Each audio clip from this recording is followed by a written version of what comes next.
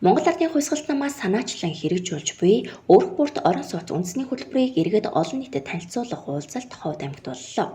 Тус уулзалтад Монгол Ардын хувьсгалт намын хэрэг эрхлэх газрын дарга Улаанбаяр болон Ховд аймаг дахь Монгол Ардын хувьсгалт намын удирдлага гишүүд иргэд хөдөлмөрчдийн төлөөлөл оролцсон юм. Уулзалтын хүрээнд Өрх бүрт орон сууц үндэсний хөтөлбөрийн зорилт аж холбогдол, цаашдын төлөвлөлтийн талаар албаны хүмүүс танилцуулж иргэдтэй харилцан сан солилцсон юм. Энэ үеэр Монгол Ардын хувьсгалт намаас Өрх бүрт орон сууц үндэсний хөтөлбөрийг санаачлахдаа гадаадын олон орны сайн туршлагыг судлаж, улмаар олон улсын жишгийг нэвтрүүлэх замаар хөтөлбөрт боловсруулалт хийсэн. Иймээс цаашид хөтөлбөр хэрэгжилснээр айл өрхүүдийг хүүгүй, урьдчилгаагүй тохилог орон сууцнд оруулах боломж бүрдэх давуу талтай гэдгийг хэлж байсан юм. 1990 оноос өмнө Монгол улсад иргэд орон сууцын төрийн орон сууцнд амьдардаг юм туршлага байсан. За одоо Америкийн нэгдсэн улс, Норвеги, Финланд, Дани, Герман, Австри, Сингапур гээд олон орнын төрийн орон сууцны хөтөлбөрийг амжилттай хэрэгжүүлж байна. Зах зээлийн эдийн засагт ардчилсан оронд ийм төрийн орон сууцны ийм хөөгөө өөрчлөгөөгүй зээлэнд хамруулдаг ийм байдаггүй маа. Энэ бол худлаа шүү гэдэг ийм цуурхал гадуур их хөвж байна. Харин энэ нөр худлаа. Тэгвэл өнөөдөр ягаад зах зээлийн эдийн засагт капиталист гүрэн Америкийн нэгдсэн улсад Дани, Герман, Норвеги, Финланд, Австри гээд орнууд ягаад хэрэгжээд байгаа юм тийм ээ. Тэр бүхэл Америкийн нэгдсэн улс жил болгоны улсын төсөв дээрээ 25 тэрбум Америк долларыг иргэд орон сууцчлуулах хөтөлбөрт зориулж төсвөлж шít. Тэгэхээр Монгол яга болдгүй юм. Авилгалын тэмцэх газраас гаргасан судалгаагаар 2019 оны эхний хагас жилд 11.980 төгрөг буюу 4 тэрбум Америк доллар гадагшаа гарцсан шүү дээ. Авилгал зарцуулагдсан шүү дээ. Энэ мөнгөөр 100 мянган айлыг орон сууцчлуулах мөнгө байхгүй. Тэгэхээр энэ бол Монгол ард тусгалт боломжтой гэж үзэж байгаа. За иргэдээсээ урьдчилгаа авахгүй. За хөв авахгүй гэж байгаа.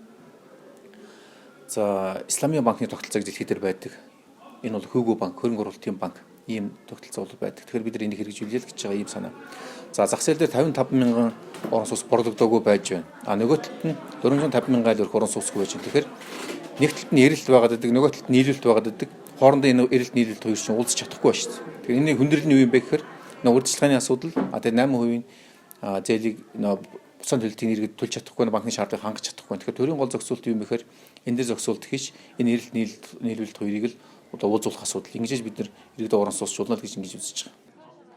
Сүүлийн жилүүдэд барилгын салбарын үйл ажиллагаа эрчимжиж, төрөө хувийн хвшлийн хөрөнгө оруулалт, зээл тусламж, захиалагч иргэдийн өөрсдийн санхүүжилтээр орон сууцны барилгууд олноор баригдаж ашиглалтанд орж байгаа хэдий ч бага дунд орлоготой иргэдийн худалдан авах чадварт нийцсэн орон сууцны нийлүүлэлт хомс, банкны зээлийн хүү өндөр байдаг.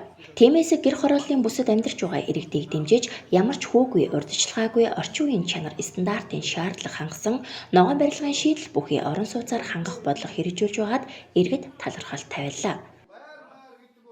За иргэн хүний хувьд бол энэ залуу хүнийхээ хувьд бол залуу хүмүүсийнхээ бодлын хувьд бол зөв зүйл гэж залуу хүнийхээ хувьднээс бол дэмжиж байна. Ер нь залуу хүн болсон ерөнхийдөө бол залуучууд одоогийн залуучууд эл болох орон сууцнд орох. Миний хувьд бол орон сууцнд орох талаар бол үр хөвгтийнхээ өсч төрн харчин сайжруулах, үр хөвгтийнхээ ирээдүй хойш үед гэрэл хийдэг байсан. Бид нар 50 мянган цаас аваад 2 намыг сонгоод одоо 30 жил боллоо. Бид нар юу нь наацны байхгүй.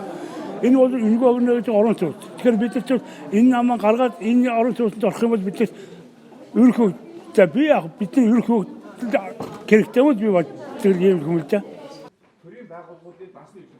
Энэхүү айл өрхүүдийг хүүгүй, урьдчилгаагүй орон сууцнд оруулах боломж бүрдүүлсэн. Энэхүү хөтөлбөрийн эдийн засгийн тооцоо судалгаа гаргаж, Ховд аймгаас Өрх бүрт орон сууц хөтөлбөрт хамрагдах хүсэлтэй иргэдээс судалгаа авах, бүртгэл явуулах ажил өнөөдрөөс эхэлсэн бөгөөд эх 12 дугаар сарын 20-ны өдөр хүртэлх хугацаанд үргэлжлэх юм. Өрх бүрт орон сууц хөтөлбөрт хамрагдах хүсэлтэй иргэд цам гаруй зочид буудлын дэргэдэх Ховд аймгийн Монгол Ардын хувьсгалт намын төмтийн байранд хүрэлцэн ирж бүртгүүлэх боломжтой юм.